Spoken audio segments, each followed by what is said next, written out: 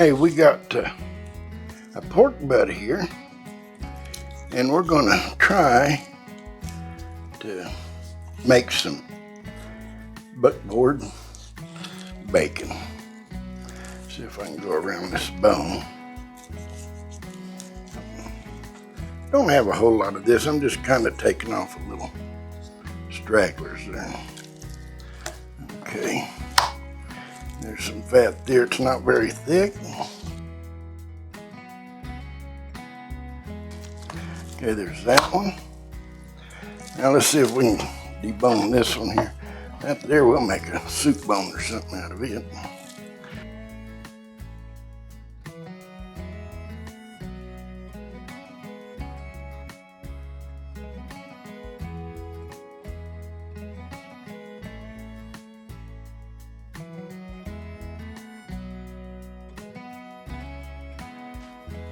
All right, I'm gonna trim this one up just a hair right here, and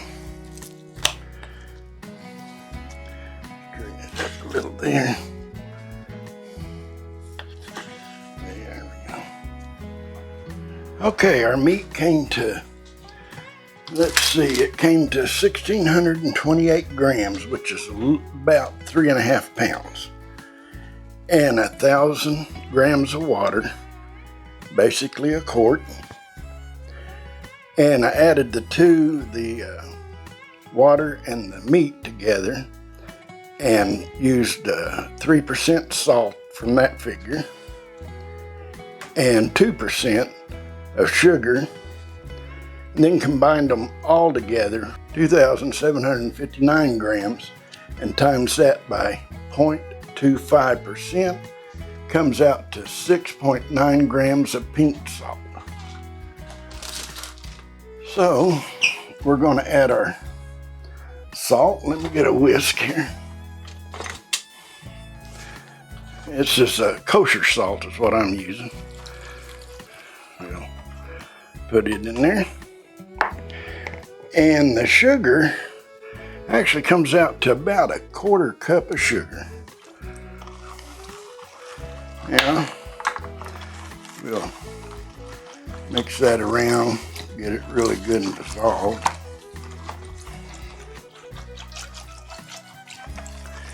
And I am going to add a little bit of maple syrup. Okay. And I'm just going to add in about a tablespoonful.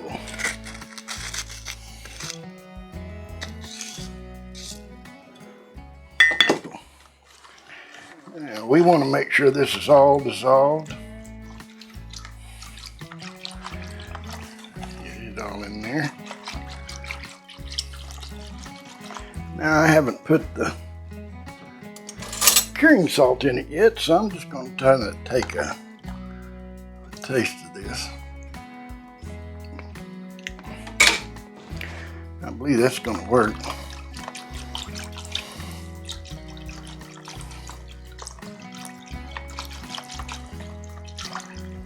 Yeah, it looks like it's pretty much dissolved. Now we're going to add our curing salt. And the amount of curing salt was 6.9 grams, and that's the total weight of the meat, the water, the sugar, and the salt combined. Times that by 0.25% in grams. So we're going to set that in there. It's not a whole lot, but it's enough to do the job. You don't want to go over with it. You got to be pretty much precise on your measurements there. You don't want to overdo it. We'll get that all stirred up. I think both of them can go down in there. Let me get my handy dandy glove on here. All right.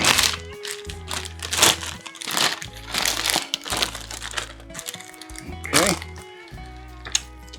We're going to put this one down in here. And this one.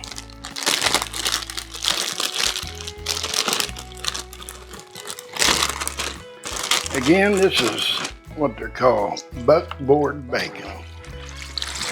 And we're just going to pour all this in there. There we go.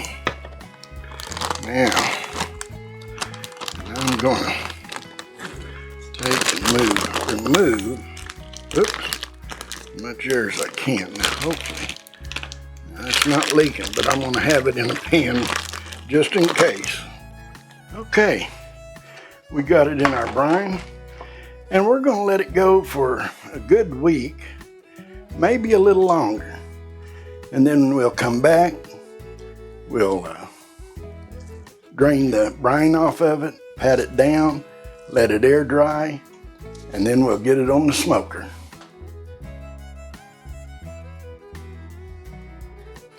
It is time for this bacon to come out, and we're going to rinse it off. Here it is here. It's been in this bag for 10 days. And we've turned it. That's noisy, I bet. And all. So now it's time for it to come out. It's been curing for 10 days in the refrigerator. And this curing bath, which consists of sugar, salt, and curing salt. So now we're going to take it out, we're going to rinse it all off really good, and then we're going to set it on this here and let it dry out for a couple of hours. We're going to put a fan on it. We'll be back.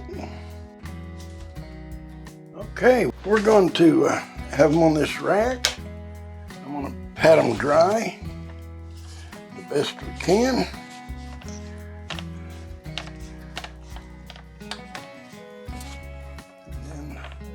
And then I'm going to set a fan on it.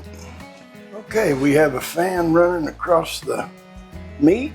We're going to let it blow on this meat for about an hour, hour and a half, 2 hours, somewhere, until it gets dry, just kind of a tacky feeling.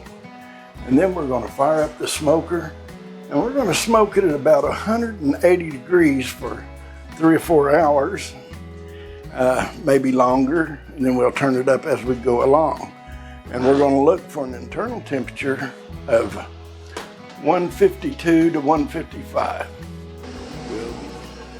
I can smell the smoke.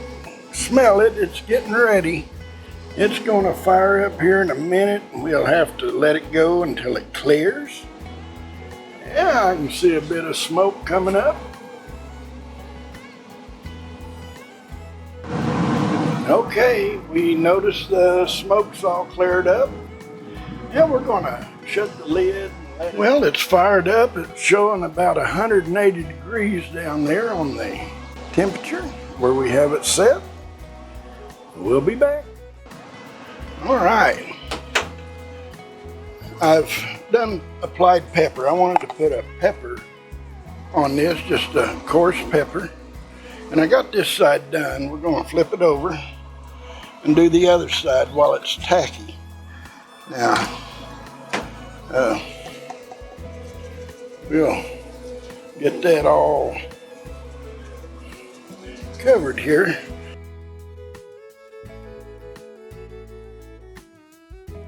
Right there.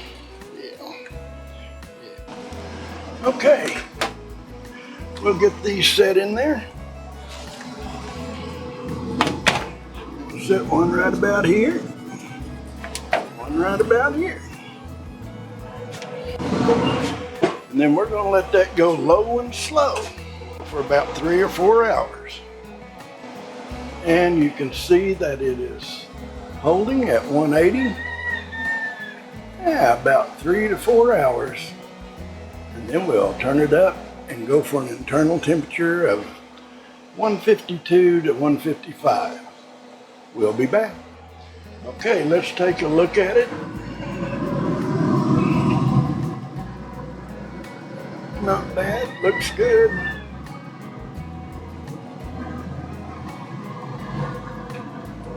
It's showing an internal temperature of about 150 degrees. And we're going to go a little bit longer. That looks pretty good. I believe it is ready. I've taken them off of there. We have an internal temperature of about 155. I'm going to take it in, let it rest, and then we're going to slice up some bacon. I'll be back. Okay, we have it inside. We're going to let it rest. Man, it really looks good. I can't wait to try this. Buckboard bacon. We'll be back. All right. Hey, it's time to make some slices off of this bacon. It looks and smells terrific. We're going to kind of come this way a bit.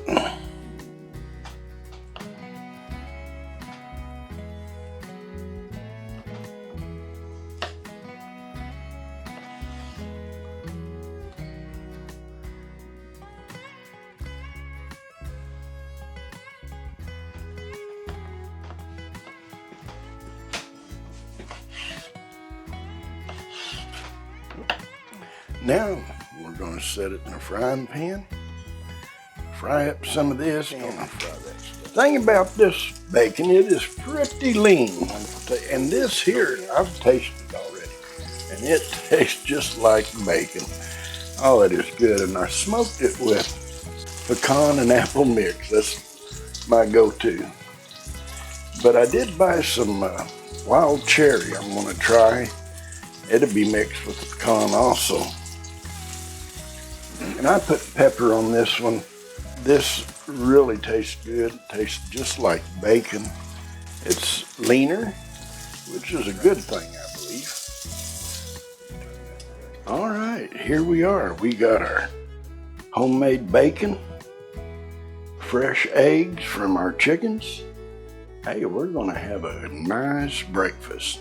If you liked the video, give it a thumbs up. And if you're not a subscriber, I hope you consider subscribing.